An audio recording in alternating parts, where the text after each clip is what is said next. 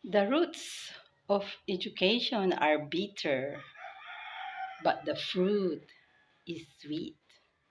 Nag-aaral ka ba ngayon? Marami ka bang pera? Sapat lang? O laging kulang?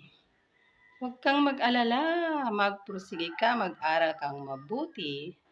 Kaysa naman yung mga klase mo na maraming pera, di ba wala silang ginawa kundi maglakwatsa, mag-clubbing, mag-inom.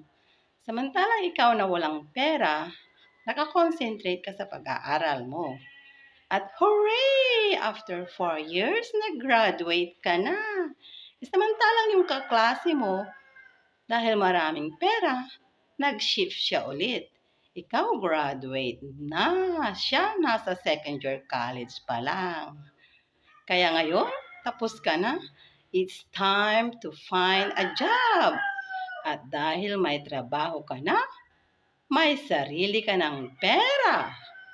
Mabibilin mo na kung anong gusto mong kainin.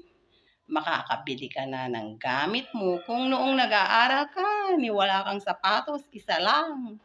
Ngayon, kung ano man ang gusto mo, mabibili mo na.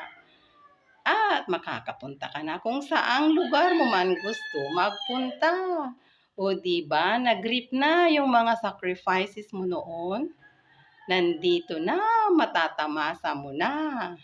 Kaya, kung minsan yung salitang poverty is not a hindrance to success, yun ay totoo. Di ba ang dami-dami yung mga may pera, minsan hindi sila nakakapagtapos. O kung nakapagtapos man sila, medyo mapili sila sa trabaho kasi may pera sila. Samantalang ikaw na walang pera, you start from one step going up, di ba? Kaya magpasalamat ka sa Diyos kung mayroon ka ng trabaho at naging successful ka na. Thank you.